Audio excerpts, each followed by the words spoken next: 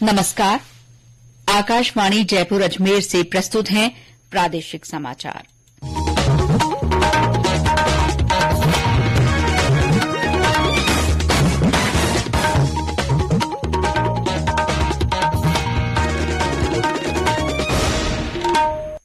मुख्य समाचार। भारत ने G20 समूह की औपचारिक रूप से अध्यक्षता ग्रहण की। प्रधानमंत्री नरेंद्र मोदी ने कहा, G20 की अध्यक्षता एकता की भावना को बढ़ावा देने के लिए काम करेगी। भारतीय जनता पार्टी के राष्ट्रीय अध्यक्ष जेपी नड्डा ने जयपुर में जन आक्रोश यात्रा के 51 रथों को रवाना किया। योजनाओं का नाम बदलने पर राज्य सरकार की आलोचना की। सीमा सुरक्षा बल के 58वें स्थापना दिवस पर प्रदेश के सीमावर्ती जिलों में विभिन्न कार्यक्रम आयोजित। और प्रदेश के कुछ जिलों में कड़ाके की ठंड, सीकर के फतेहपुर में 3.8 डिग्री सेल्सियस तापमान दर्ज।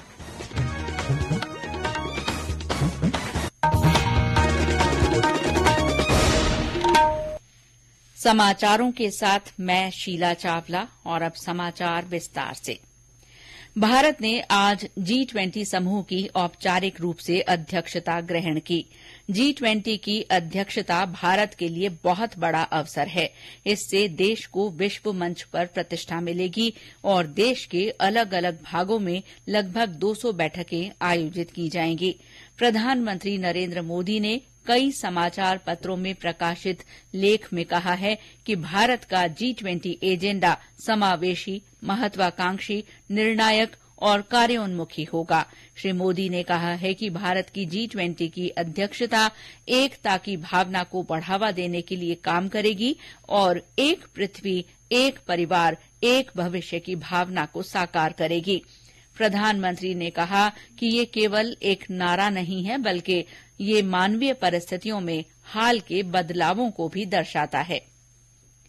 विदेश मंत्री एस जयशंकर ने कहा है कि भारत को ईंधन, खाद्य और उर्वरक से संबंधित चिंताओं के बारे में दक्षिण एशियाई देशों की आवाज बनना चाहिए। उन्होंने कहा कि भारत को ये चिंता है कि अनेक प्रमुख मौजूदा मुद्दों के कारण सतत विकास, जलवायु परिवर्तन संबंधी कार्यक्रम और जलवायु न्याय के मुद्दे पिछड़ जाएंगे।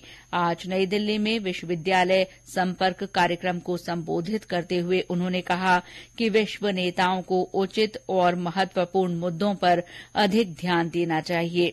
जोधपुर के जय नारायण व्यास विश्वविद्यालय के कुलपति प्रोफेसर कन्हैयालाल श्रीवास्तव भी इस कार्यक्रम से जुड़े।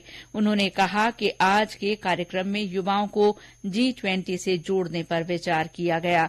उन्होंने कहा कि G20 पर विश्व के 85% विकास की बड़ी जिम्मेदारी है।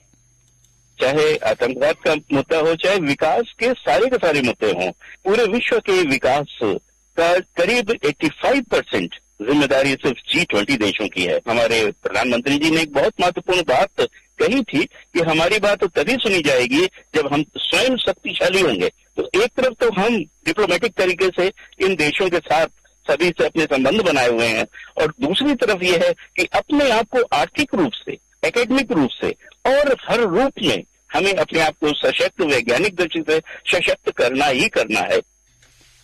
उदयपुर में 4 से 7 दिसंबर तक आयोजित होने वाली G20 शेरपा बैठक की तैयारियों को अंतिम रूप देने के लिए विदेश मंत्रालय का एक दल आज उदयपुर पहुंचा। G20 के संयुक्त सचिव नागराज नायडू के नेतृत्व में आए अधिकारियों ने तैयारियों का जायजा लिया। भारत के G20 का अध्यक्ष बनने के मौके पर चित्तौड़गढ़ दुर्ग पर रोशनी की गई। दुर्ग की प्राचीर, विजय स्तंभ, कुंभा महल, गौमुख सहित अन्य स्मारकों पर 7 दिन के लिए रोशनी की गई है। रामपोल से फत्ता महल तक दीवारों पर फ्लड लाइट्स लगाई गई हैं। दौसा के आभानेरी में पुरातत्व विभाग की ओर से रोशनी और विशेष सजावट की गई है। विश्व विरासत कुंभलगढ़ दुर्ग पर आज से 3 दिन का कुंभलगढ़ फेस्टिवल शुरू हुआ। इसमें राजस्थानी लोक कलाकारों ने रंगारंग नृत्य प्रस्तुतियां और साफा बांधो प्रतियोगिता का प्रदर्शन किया। शाम को जया प्रभा नई दिल्ली की ओर से दक्षिण भारतीय विधा पर आधारित मोहिनी अट्टम नृत्य की प्रस्तुति दी जाएगी। भारतीय जनता पार्टी के राष्ट्रीय अध्यक्ष जेपी नड्डा ने आज जयपुर से जन आक्रोश यात्रा का शुभारंभ किया। उन्होंने 51 रथों को हरी झंडी दिखाकर रवाना किया। यात्रा के तहत पार्टी के नेता और कार्यकर्ता सभी 200 विधानसभा क्षेत्रों में लोगों तक अपनी बात पहुंचाएंगे। ये जन आक्रोश यात्रा में कुल मिलाकर के 200 रथ 200 विधानसभाओं में 75,000 किलोमीटर का सफर करते हुए 20,000 चौपाल लगाएंगे, 20,000 नुक्कड़ सभाएं करेंगे, 20,000 स्थानों पर जनसंपर्क करेंगे और लगभग 2 करोड़ जनता तक अपनी आवाज पहुंचाएंगे और उनका आक्रोश सुनेंगे, उनसे जनसंपर्क करेंगे।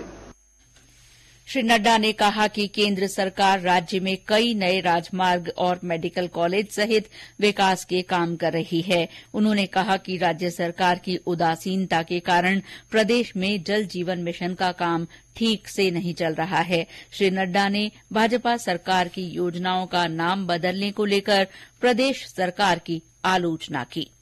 भामाशाह योजना का नाम बदल करके अगर जन आधार योजना रखे तो इसको ये कहते हैं कि जिल्द बदल दिया, किताब तो वही थी लेकिन जिल्द बदल करके अपने आप को जोड़ने का प्रयास किया है। अगर केंद्र सरकार भामाशाह के लिए मोदी जी आयुष्मान भारत के तहत आपको आर्थिक मदद देते हैं तो आप में भी इतनी हिम्मत होनी चाहिए कि आप भी मंच से बोल सको कि मोदी जी आपका धन्यवाद, आपने राजस्थान की जनता की चिंता की है। कार्यक्रम को प्रदेश भाजपा अध्यक्ष सतीश पूनिया, पूर्व मुख्यमंत्री वसुंधरा राजे सहित कई वरिष्ठ नेताओं ने संबोधित किया। इस कार्यक्रम में केंद्रीय मंत्री गजेंद्र सिंह शेखावत, गुलाब चंद कटारिया, राजेंद्र राठौड़ सहित सभी वरिष्ठ नेता मौजूद रहे। ये समाचार आकाशवाणी जयपुर अजमेर से प्रसारित किए जा रहे हैं। प्रधानमंत्री नरेंद्र मोदी ने सीमा सुरक्षा बल बीएसएफ के 58वें स्थापना दिवस पर सुरक्षा बल के जवानों और उनके परिवारों को शुभकामनाएं दी हैं।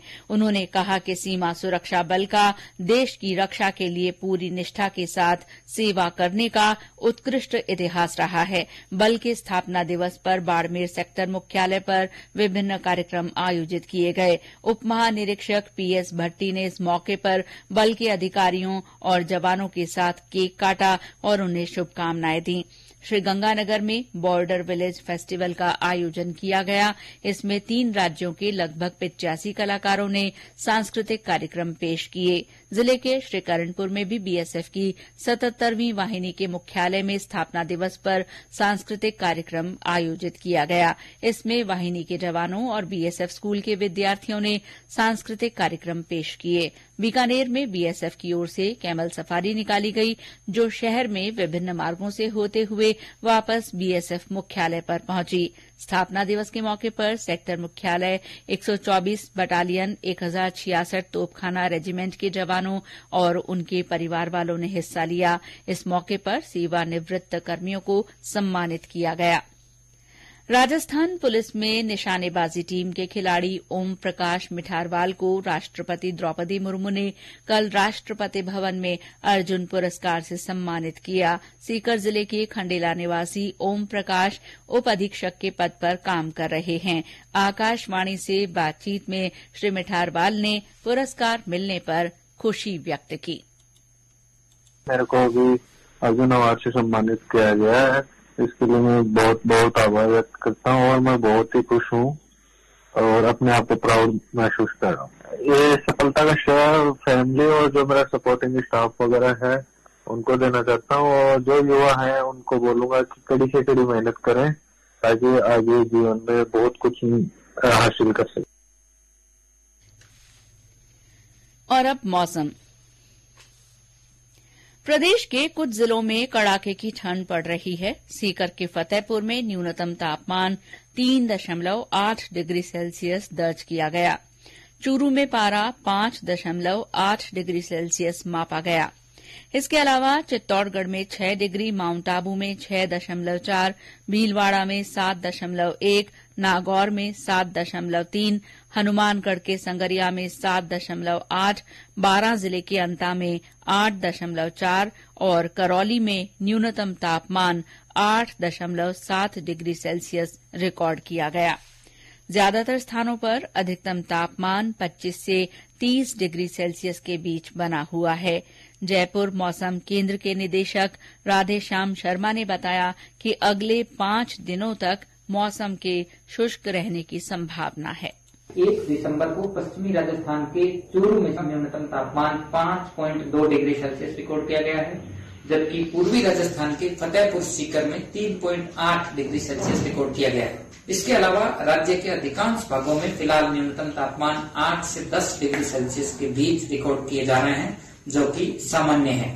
इसके साथ ही पूरे राजस्थान में अगले 1 सप्ताह के दौरान ड्राई वेदर कंडीशंस बना रहेगा, यानी फिलहाल बारिश की संभावना नहीं है। वहीं तापमान में भी विशेष उतार चढ़ाव होने की संभावना नहीं है। राष्ट्रपति भवन आज से आम जनता के लिए खोल दिया गया है।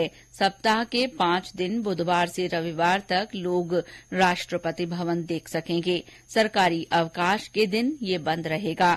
लोग राजपत्रित अवकाश को छोड़कर मंगलवार से रविवार तक राष्ट्रपति भवन के संग्रहालय परिसर को भी देख सकते हैं।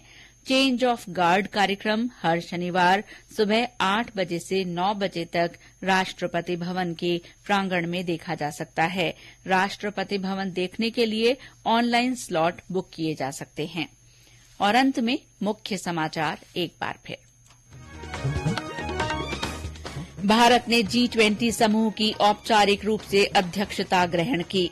प्रधानमंत्री नरेंद्र मोदी ने कहा है कि G20 की अध्यक्षता एकता की भावना को बढ़ावा देने के लिए काम करेगी।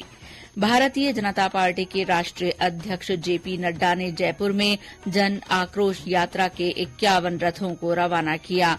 उन्होंने योजनाओं का नाम बदलने पर राज्य सरकार की आलोचना की। सीमा सुरक्षा बल के 58वें स्थापना दिवस पर प्रदेश के सीमावर्ती जिलों में विभिन्न कार्यक्रम आयोजित हुए। और राज्य के कुछ जिलों में कड़ाके की ठंड पड़ रही है। सीकर के फतेहपुर में 3.8 डिग्री सेल्सियस तापमान दर्ज किया गया। इसके साथ ही प्रादेशिक समाचार बुलेटिन समाप्त हुआ। नमस्कार।